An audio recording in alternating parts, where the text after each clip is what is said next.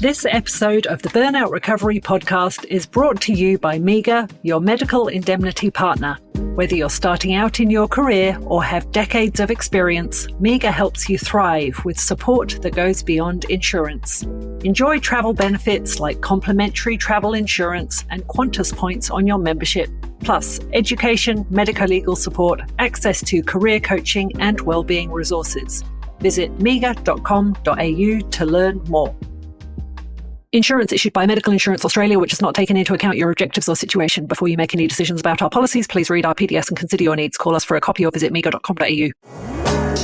Welcome to the Burnout Recovery Podcast, a guiding resource dedicated to healthcare professionals on their journey to overcoming burnout. Spearheaded by Dr. Joe Braid, a certified professional coach and rehabilitation physician.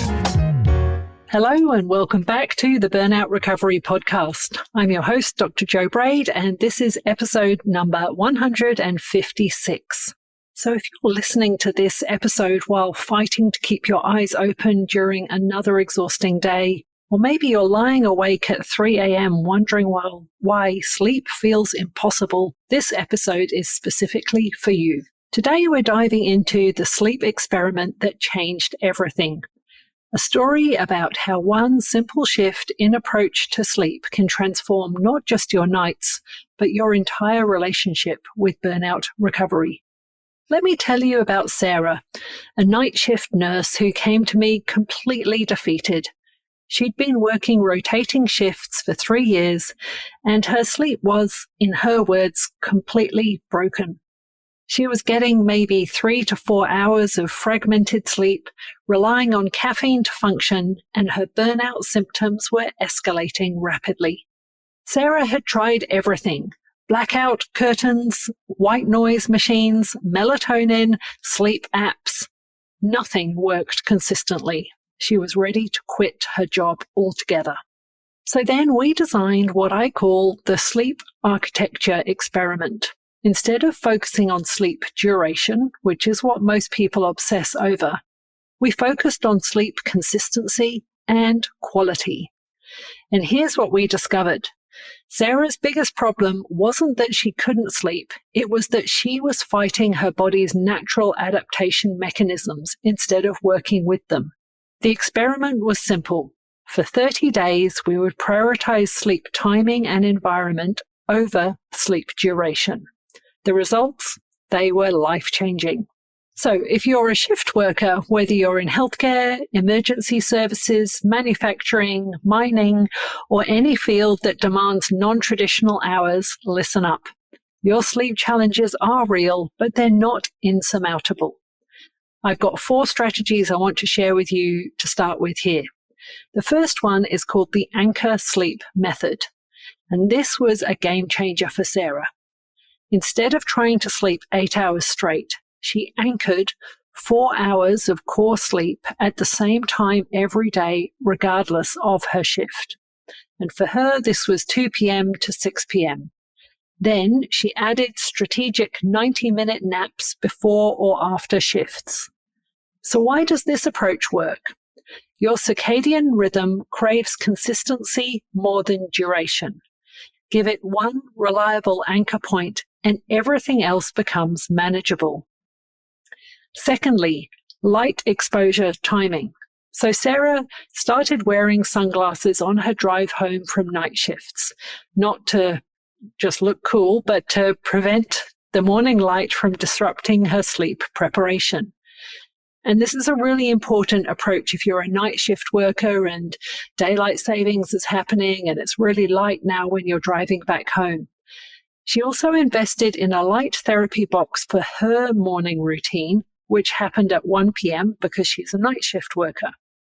And so the rule is bright light is what you need when you want to be alert, and dim light when you're preparing for sleep, regardless of what the sun is doing. Thirdly, the transition ritual. This is crucial. Sarah created a 45-minute wind-down routine that she did before every sleep period. Same routine, same order, every time. Her body learned to recognize these cues and began preparing for sleep automatically. So the ritual she did was light stretching, a chamomile tea, 10 minutes of journaling, and then something called progressive muscle relaxation. You can look it up. It's simple but powerful. And finally, strategic caffeine management. So instead of random caffeine consumption, Sarah mapped her caffeine intake to her circadian rhythm. No caffeine within 6 hours of her anchor sleep time, and this alone improved her sleep quality by 40%. So now let's talk about sleep hygiene, but probably not the basic stuff you've heard 1,000 times. Let's go a bit deeper. The temperature sweet spot. So your body temperature naturally drops as you prepare for sleep.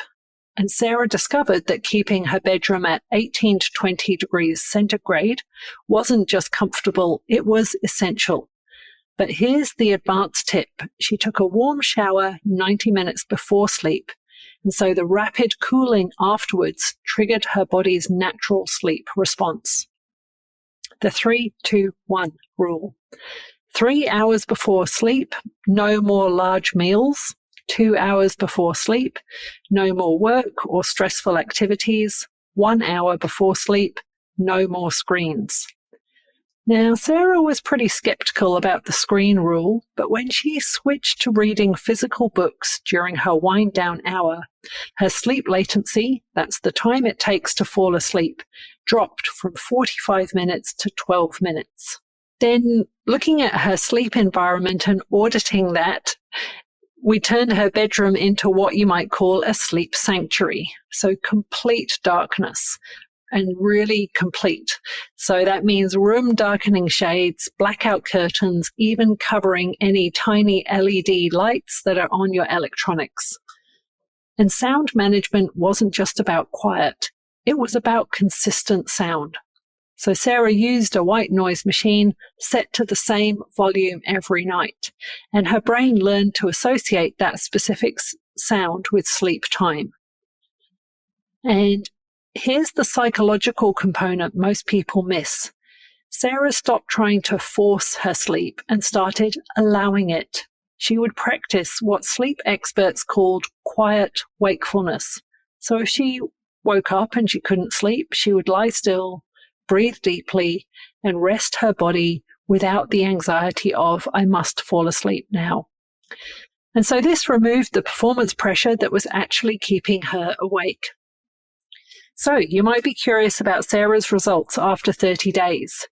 Her sleep latency dropped from 45 minutes to under 15 minutes. So that's the time to fall asleep. Her sleep efficiency improved from 60% to 80%. So sleep efficiency is a key metric used in sleep medicine that measures the percentage of time you spend actually sleeping while you're in bed. So, for example, if you're in bed for 8 hours, but you only sleep for 6 hours, you have a sleep efficiency of 75%. The other results that Sarah had, her energy levels during her working shifts increased dramatically.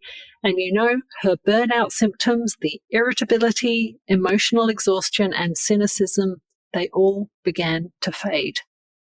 But here's what surprised her the most. Her relationships improved.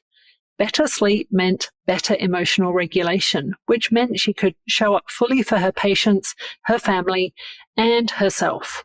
So here's an action plan for you from today's podcast episode. 1. Choose your anchor sleep time and protect it fiercely. 2. Implement the 3-2-1 rule starting tonight. 3. Create your transition ritual. Make it yours, but make it consistent. 4. Audit your sleep environment this weekend.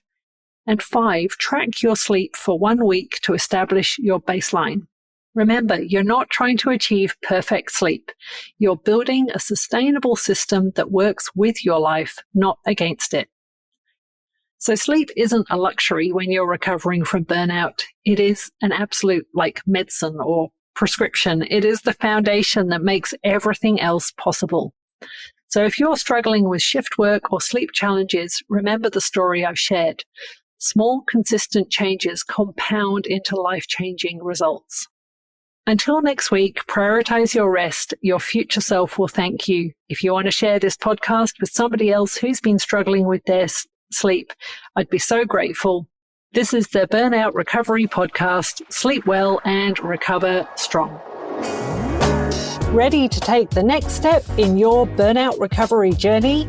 Visit drjoebraid.com for free resources, all 150 plus podcast episodes, and information about my keynote speaking. Links are in the show notes. Your well-being matters. Protect the asset that is you.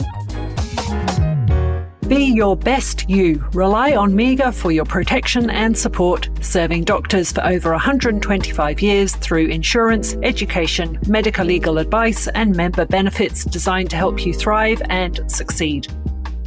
Insurance issued by Medical Insurance Australia, which has not taken into account your objectives or situation. Before you make any decisions about our policies, please read our PDS and consider your needs. Call us for a copy or visit mega.com.au.